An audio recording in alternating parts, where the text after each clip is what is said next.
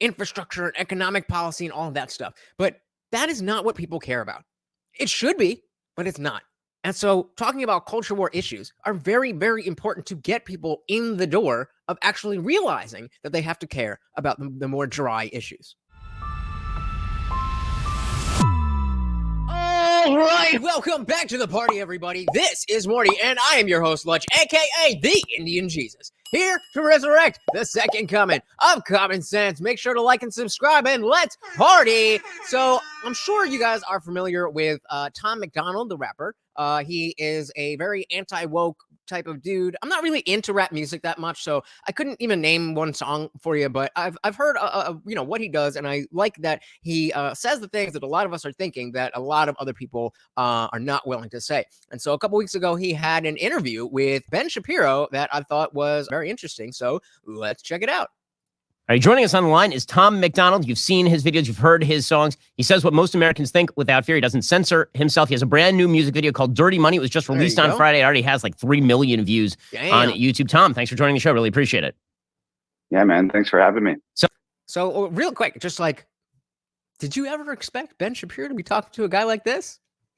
Just saying. So let's talk about, how your music career originally happened, because it's very rare to spot anybody remotely near the music industry who does not simply follow the left-wing line on pretty much all the issues. But you very vocally do not. So how'd you get where you are? Well, I think the key to everything has been I'm totally independent. I was highlighting here that it says independent artist, because there is no company that is going to put their reputation behind somebody who's actually speaking the truth. There's too much power. No ties to the music industry whatsoever. I've sort of created my own little ecosystem outside of the music industry. I produce all of my music. I write all my songs. My girlfriend shoots all my videos. We distribute my music independently. There is no affiliation with any record label, manager, PR team, marketing, publicist, distro, nothing. So basically, the whole idea of go build your own.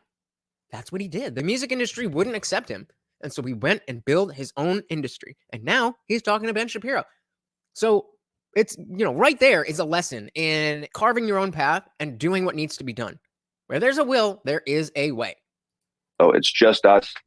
And I've been doing it for about 10 years. And just like you said, man, I'm making music about the things that I think people are afraid to talk about. And that's another little thing right there. The fact that he's been at this for 10 years, and I really only heard about him in the last couple years. We have to remember that people, whether it is on YouTube or they are in music or in movies or whatever else, that oftentimes we are only seeing people as they are crossing the finish line, or at least nearing it, and not realizing how much work went in to getting to the place where you have found them. So just something to keep in mind. It's amazing. I mean, the response has been absolutely incredible. You can see it from the number of views on all of your music videos. So how do you go about writing a song? Both musically and then also in terms of the lyrics. Which do you do first? You do the music first, the lyrics first, and where are you getting sort of the material from? It's always a different process. Since I make all of my own beats, like sometimes I come into the studio with no concept, with no direction, and just sort of create freely, and it just comes about naturally. Yeah, I'd say for most people, regardless of what type of music, it's easier to kind of lay down the musical part, and then you can, if you have a beat, you go, da da da da da da da da da da, and then you can fill in the words afterwards. It's not as common to have a poem that you've written and then try to fit something around it, because words are a lot easier to manipulate. You synonyms here and there, whereas if something is a C sharp but it doesn't really fit there, then that messes up everything. So I don't really know why I told you that, but there you go. But like a lot of people out there, I think we're just sort of bombarded with like information these days, whether it's the news or the newspaper or on the internet or on social media. It's just like this constant bombardment of headlines and stuff happening in the world. So I'm just taking all of this information in and digesting it as best as I can. And, sometimes regurgitating it back out into songs of my thoughts and feelings about what's going on in the world today. So yeah, I think it's pretty hard, like, to not feel some type of way about all the craziness sort of taking place these days. So why don't you tell me about sort of the origins of Dirty Money? It just came out on Friday. And as I say, it's racking up millions of views almost immediately. Where did that one come from? I've always just been sort of interested in politics and sort of the inner workings of things. And, you know, I'm not like a political scientist. I'm not super well versed in a lot of the stuff that's going on. But I think where I can connect with people is that I'm just like a regular person, and I'm getting all the same information that all the other regular people are. This is something I talk about all the time too, that, you know, there's a lot to politics, policy in general, you know, infrastructure and economic policy and all of that stuff. But that is not what people care about. It should be, but it's not. And so talking about culture war issues are very, very important to get people in the door of actually realizing that they have to care about the more dry issues. I'm just fortunate enough to have a platform and have the skill to make music. And it's just a great forum for me to sort of like speak the things that I'm thinking. So when I watch the news or I read the paper or I read articles online, I just have a great venue to sort of just speak my mind. So, and I do that from like a regular person's perspective, which is why I think I connect with people like so well. Yeah, I would agree. And, you know, we all kind of do that. We all, you know, will hear something, we'll hear the news, and then whether it's Facebook or TikTok or Instagram or whatever, we'll go and we'll put our thoughts out there. We would all love to have the platform of, you know, reaching enough people that just us mentioning our ideas is enough to actually change society. But without the work, nobody's going to care. You have to give people a reason to care. And Tom MacDonald's reason is good music. So and dirty. Sorry, go ahead. Yeah, dirty money is just a reflection of like a lot of the things going on right now. And I think especially in America, corruption. That's what I would think. Speaking of money, like financially and economically, I think that we're in a real hard place right now. So I wrote this song 6 months ago. It just happened to be the right time for it now. So let's talk about kind of how your music career got started, because we were talking right before we got on the line about, you know, the fact that you used to work construction.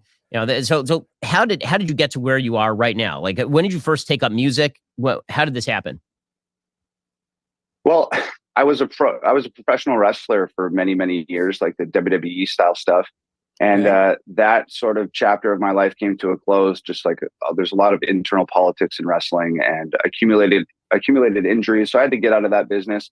And I'd always been sort of writing poetry and writing rock songs. Didn't have the voice. It wasn't a Robert Plant, Joe Cocker vocalist. Okay. So you can see that. You can see it. You can see the whole story. He's this blue collar construction worker, wants to be a rock star, can't quite make it, but he's got the musicality, he's got the ear, and he's got the drive to make himself a famous rapper. If you can respect that, you will definitely find a home at the Indian Jesus Discord server, where the party never ends. That's right. We are hanging out there 24/7. And after every live stream, we head there for an open panel. You're not stuck behind your keyboard. You're actually talking live with me and the other members.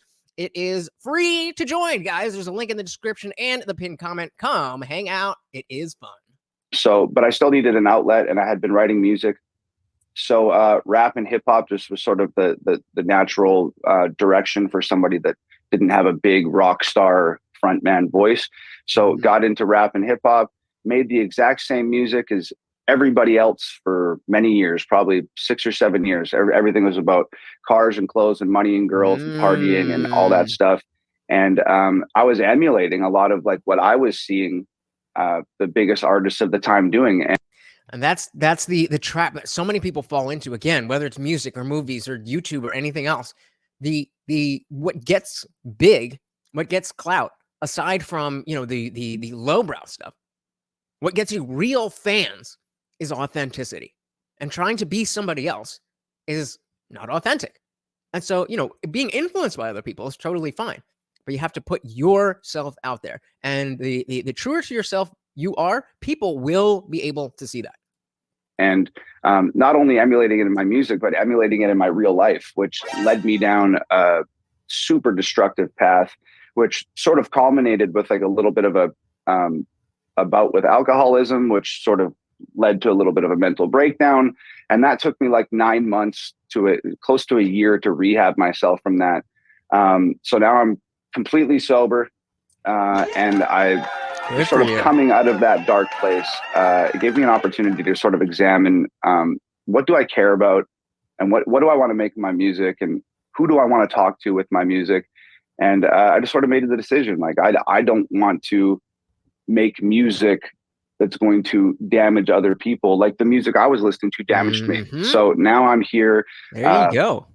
Sober as a judge, making what the world has deemed to be super controversial music, but it's just stuff that I truly care about. Nice. Awesome. So I really like that story of, being real. Like, he was a real guy doing a real job with a real dream that didn't work out, and he had to really pivot. I really like that story. So you can definitely go check out the rest of the interview on Ben's page. I'm a huge fan of what Tom MacDonald stands for. Again, I've heard his music and I enjoy it while I'm listening to it, but I'm not like a rap fan, so I'm never going to put it on like that. But let me know, are you a fan of Tom MacDonald? Do you think he is a fake? Do you think he's a grifter? What do you think of him? Let me know in the comments below. Thank you so much for hanging out with us. Once again, this is Morty, and I have been your host, Lutch, aka the Indian Jesus, here to resurrect the second coming of common sense. And hey, a little treat for you for making it to the end of the video. If you comment Morty, like his name, Morty, in the comments, then you can get a shout out in the next video. Until then, guys, we are out of here. Peace.